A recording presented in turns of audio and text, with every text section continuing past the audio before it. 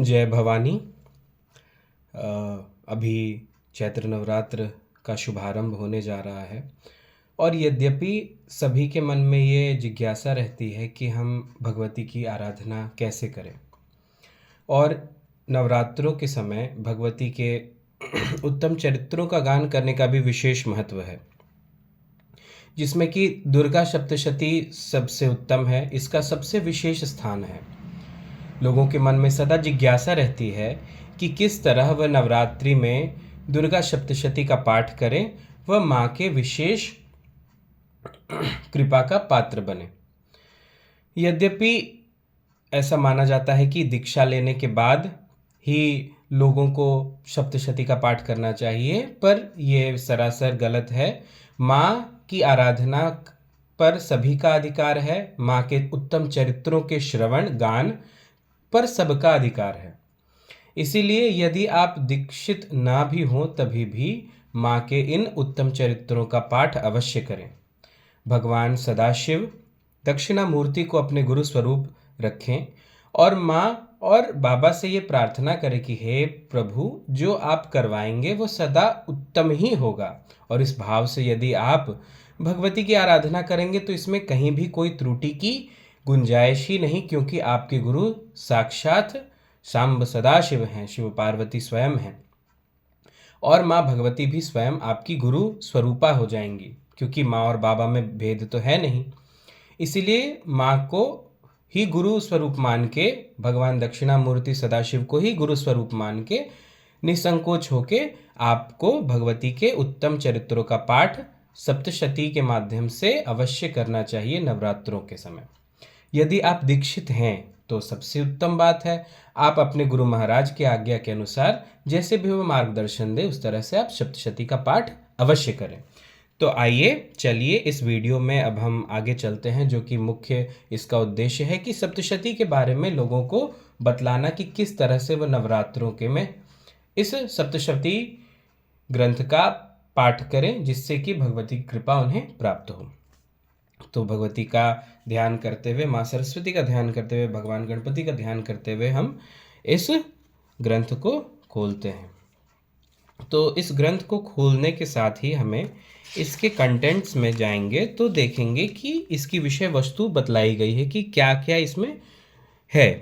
तो आप देखिए, दुर्गा सप्तशती है यहाँ से, और यहाँ पर दुर्गा सप्तशती के अध्याय हैं।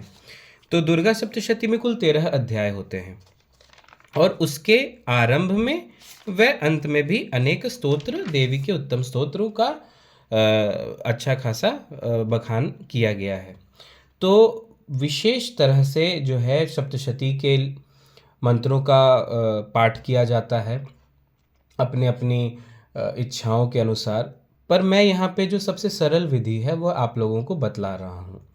जो सर्वदा आरंभ कर रहे हैं सर्वथा भगवती का पूजन, और बहुत ज़्यादा जिन्हें समय नहीं है, वे सबसे जो छोटा स्वरूप है वो इस तरह से कर सकते हैं कि सबसे पहले देवी कवच, फिर अर्गला, फिर कीलक का पाठ करें। उसके बाद भगवती के ये जो दुर्गा सप्तशती के जो हैं, आप 13 अध्याय आप कर सकते हैं। तो एक और वीडियो में बनाऊंगा अभी कुछ समय बाद कि इसको सप्तशती को भी किस तरह से हम पढ़ते हैं अलग अलग तिथियों में। अभी हम पहले बतला रहे हैं कि किस तरह से जो है दुर्गा सप्तशती के पहले और बाद में जो है हम किन किन स्तोत्रों का पाठ करें, फिर जाके हम भगवती के पाठ का आरंभ करें। तो यद्यपि आप जानते हैं कि जितने भी जो कलिकाल में मंत्र हैं, जो उत्तम मंत्र होते हैं, वह भगवान शिव के द्वारा जो है श्रापित रहते हैं। उनका जो है उत्कीलन करना बहुत आवश्यक है। कीलित हैं भगवान शिव के द्वारा कीलित हैं और ऋषि मुनियों द्वारा श्रापित हैं। तो दुर्गा सप्तशती पर भी ये लागू होता है और दुर्गा सप्तशती भी कीलित है। तो इन दुर्गा सप्तशती के मंत्रों का उत्कीलन करना बहुत ज़रूरी है। इसीलिए जो ये कीलक स्तोत्र है, यह उत्कीलन ही है भगवती के स्तोत्र का। तो किस तरह से हम पाठ करें, एक तो जो सबसे सरल विधि थी, सामान्य विधि, वो मैंने आपको बतला दी। अब यदि हम थोड़ा-सा इसको डीप में जाएँ और विशेष तरह से हम पाठ अगर करना चाहें, तो उसके बारे में मैं बतलाता हूँ। तो जिस तरह से मैंने आपको बतलाया कि जो सप्तशती है वो श्रापित भी है। तो पहले शाप विमोचन का सबसे बड़ा ये स्थान होता है। और ये देखिए किताब मैंने गीता प्रेस की ली है, यद्यपि और भी किसी पब्लिकेशन का यदि आप ग्रंथ लेते हैं, तो उसमें भी मूलतः यही क्रम रहता है। नहीं तो मैं तो कहूँगा कि गीता प्रेस का ही किताब आप खरीदें, अच्छा रहता है। तो सबसे पहले जो है इसमें सप्तश्लोकी दुर्गा दिया हुआ है। सप्तश्लोकी दुर्गा बहुत ही उत्तम स्तोत्र है। ये नित्य पाठ भी आप कर सकते हैं। तो सप्तश्लोकी दुर्गा में जो है कुल 7 श्लोकों के द्वारा भगवती का अर्चन होता है। तो इसमें जो है अगर आप पूरा तरह से देखें तो 7 श्लोक सप्तश्लोकी के, एक विनियोग और 2 जो है भैरव भैरवी संवाद है। इसमें भगवान शिव से माँ पूछती हैं और भगवान शिव बतलाते हैं। तो ये आप सबसे पहले आप ज़रूर करें। सुबह शाम भी आप इसको कर सकते हैं। विनियोग अवश्य करें। विनियोग तो सब समझते ही होंगे, नहीं समझते हैं तो विनियोग के समय हाथ में जल लेकर, ये संकल्प मात्र की तरह होता है, इसको हाथ में जल लेकर उसके बाद जो है आप अपने आसन के बगल में उसको छोड़ दें और उसके बाद फिर जो है स्तोत्र का पाठ करें। तो सप्तश्लोकी दुर्गा से प्रारंभ करें। उसके बाद इन सब स्तोत्रों का भी बहुत महात्म्य है जो मैं बतलाऊंगा, लेकिन अभी एक जो छोटा उपाय हम विधि बतला रहे हैं वो बतला रहे हैं। उसके बाद आप आइएगा यहाँ पे, तो आप देखिए यहाँ पे जो है शाप विमोचन है। तो आप यहाँ पर से देखिए, यहाँ पे इसका विनियोग है। विनियोग करना मैंने आप लोगों को बतला दिया। और विनियोग के बाद फिर जो है ये शाप विमोचन आप अवश्य करेंगे। शाप विमोचन हो गया तो शाप से मुक्त हो गए सप्तशती। उसके बाद जो है आपको क्या करना है कि एक कुंजिका स्तोत्र होता है। तो कुंजिका स्तोत्र जो है वह जो है आपका एक चाबी के समान है। तो देखिए पीछे में सबसे सिद्ध कुंजिका स्तोत्र लिखा हुआ है।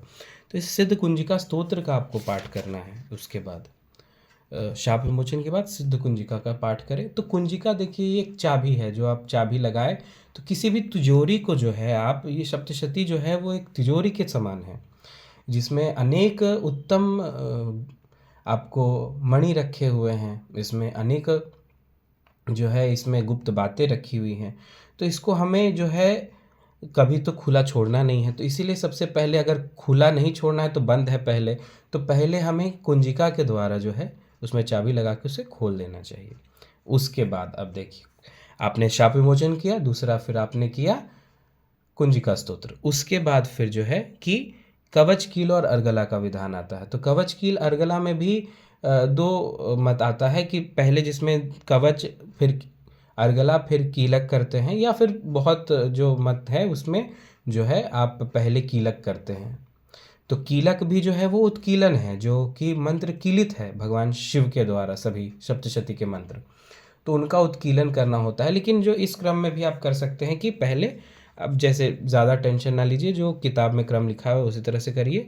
देवी का कवच पहले करिए, कवच भी जो है पहले विनियोग, उसके बाद कवच, हर जगह पे विनियोग होगा। उसके बाद देवी कवच कंप्लीट हो जाएगा। उसके बाद जो है आप अर्गला स्तोत्र करिए। अर्गला स्तोत्र में भी पहले आपका विनियोग है, उसके बाद फिर आप पाठ करिए। उसके बाद फिर कीलक है, तो उत्कीलन हो गया।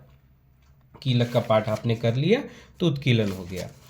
इसके बाद जो है आपको नवार्ण विधि करनी है। नवार्ण विधि जो है इसमें नवार्ण मंत्र का जप होता है। नवार्ण मंत्र भी दीक्षा के बाद जपना चाहिए, ऐसा बहुतों का मानना है। लेकिन जैसा कि हम अपने आपसे कहा कि आप भगवान शिव को ही अपना गुरु मान रहे हैं, तो भगवान शिव ने आपको बतलाया है। और ये वीडियो यदि आपके पास तक पहुंच रही है तो ये कहीं ना कहीं जगदम्बा की इच्छा है कि आप इस स्तोत्र के पाठ का किस तरह से पठन करते हैं उसका आप जानें। तो उस क्रम में जो है आपका नवार्ण विधि भी आता है। तो नवार्ण विधि आपको पूरी करनी है, विनियोग से शुरू करके न्यास आदि भी करना है। अगर न्यास नहीं करना चाहते तो अभी भी आप बिना न्यास के भी जो है एक माला नवार्ण मंत्र का जप कर सकते हैं, लेकिन यदि न्यास करिए तो अति उत्तम है। तो आपने एक माला कर लिया। और इसमें जो है सारे मंत्र भी दिए गए हैं। इन सब मंत्रों के द्वारा जो है आप इसको पढ़िएगा तो फिर आपको समझ में आ जाएगा। नहीं समझ में आएगा तो हमें कमेंट करिए, हम आपको बतला देंगे, एक और वीडियो बना देंगे कि इसको किस तरह से पढ़ा जाता है और किस तरह से न्यास आदि क्रिया की जाती है। उसके बाद फिर देखिए, अब जो हो गया नवान्न जप के बाद, अब आपका जो है कि दुर्गा सप्तशती के मंत्र उत्कीलित भी हो गए और उनमें कुंजिका भी लग गई, शाप विमोचन भी हो गया। तो अब जो है पाठ खुल चुका है। अब पाठ खुल चुका है तो अभी आप सप्तशती का न्यास करिएगा। विनियोग के बाद सप्तशती के मंत्रों द्वारा सप्तशती का न्यास करना है। न्यास का जो महत्व होता है कि न्यास में जो है अपने अंगों में ही जो उन देवता के मंत्रों का हम स्थापन करते हैं कि जो आप देवता स्वरूप ही हो जाते हैं पाठ करने समय। तो सप्तशती का न्यास हो जाएगा। उसके बाद फिर जो है आप माँ भगवती के जो उत्तम चरित्र हैं सप्तशती का पठन कर सकते हैं। अब जो है ये पूरी तरह से खुल चुका है। अब इसके मंत्र आपके लिए प्रभावशाली हैं। तो यहाँ पे प्रथम चरित्र में एक विनियोग मिलेगा। प्रथम चरित्र के बाद प्रथम चरित्र का जो विनियोग होगा प्रथम अध्याय में होगा, दूसरे अध्याय में होगा दूसरे चरित्र का विनियोग, और उसके बाद फिर जो है आपका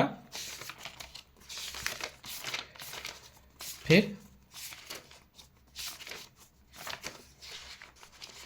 5वें अध्याय में होता है एक विनियोग जो कि होता है उत्तर चरित्र का विनियोग। वो आपको दिखला रहा हूँ। देखिए पंच बिल्व का भी आप दर्शन कर सकते हैं सभी, ये मुझे प्राप्त हुआ थे। तो चतुर्थ अध्याय देखिए हो गया, और उसके बाद फिर जो है पंचम अध्याय में देखिए कि विनियोग है फिर से।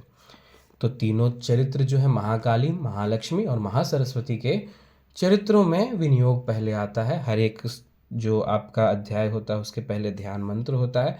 ध्यान मंत्र में एक पुष्प रखिए अपने हाथ में और ध्यान के बाद जगदम्बा को अर्पित कर लीजिए। पुनः एक पुष्प हाथ में लीजिए और हाथ में रख के ही जो है आप पाठ का पठन करिए। धीरे धीरे स्वर में ही पठन करना उत्तम माना जाता है सप्तशती का। और उसके बाद फिर जो है 13वां अध्याय का आप पाठ करिए, और इसके बाद फिर जो है आपको पुनः जो है एक माला नवार्ण का जप करना होता है 13 अध्याय पूर्ण होने के बाद। और नवार्ण के जप के बाद, जैसा कि मैंने आपको कहा कि ये कुंजिका जो है वो चाबी है, तो कोई भी खजाना यदि आपने खोला है उसमें से कुछ निकालने के लिए तो फिर से उसे बंद करना आवश्यक है। तो उसके बाद फिर हम कुंजिका लगाते हैं कि जो है अभी पाठ का समापन ये मार्क करता है। तो फिर से आप सिद्ध कुंजिका स्तोत्र पढ़िए और उसके बाद फिर जो है देवी की क्षमापन स्तुति करिए। और नहीं तो नॉर्मल जो आपका देखिए देवी अपराध जो क्षमापन स्तुति है जो शंकराचार्य जी द्वारा विरचित है, इनका पाठ कर सकते हैं। और अन्यथा जो है फिर नहीं तो ये क्षमा प्रार्थना जो है ये भी कर सकते हैं। दोनों कर ले तो अति उत्तम है। नहीं तो मैं कहूँगा कि क्षमापन स्तुति करें आप कुंजिका के बाद में, और उसके बाद फिर सारी जो पूजन विधि हो जाती है आरती के पश्चात जो है आप क्षमा प्रार्थना करें भगवती का। तो इस तरह से जो है यदि आप भगवती की नवरात्रों में पूजन करना चाहते हैं, साधना करना चाहते हैं, तो इस तरह से आप सप्तशती का पाठ कर सकते हैं। बहुतों को समय का अभाव होता है कि किस तरह से जो है 13वां अध्याय एक साथ बैठ के पाठ करना थोड़ा मुश्किल हो जाता है, कठिन हो जाता है लोगों के लिए। तो उसके लिए मैं एक वीडियो अवश्य और बनाऊंगा कि किस तरह से आप जो है सप्तशती को जो है बांट सकते हैं तिथियों के अनुसार कि इस तिथि को हम इस पाठ करेंगे, इस तिथि को इस यह पाठ करेंगे। तो इसको मैं अगले वीडियो में ज़रूर बतलाऊंगा। तो अभी मैं आप सभी को एक बार फिर से पुनः एक रिवीजन करवा देना चाहता हूं कि किस तरह से हमें करना है। तो हम सबसे पहले कंटेंट्स में जाके ही करवा देते हैं। तो सबसे पहले जो है आप सप्तश्लोकी दुर्गा करिए, उसके बाद फिर जो है शाप विमोचन करिए। पाठ विधि में आपका शाप विमोचन होगा। शाप विमोचन के बाद फिर पहले एक बार कुंजिका स्तोत्र का पाठ करिए, फिर देवी कवच, अर्गला, उसके बाद कीलक, उसके बाद फिर जो है नवार्ण विधि आपको करनी है। उसके बाद सप्तशती का न्यास करना है, फिर सप्तशती के अध्यायों का पाठ करना है। उसके बाद पुनः जो है एक माला नवार्ण जप करना है। उसके बाद फिर से एक बार कुंजिका का पाठ करना है और क्षमा प्रार्थना करना है।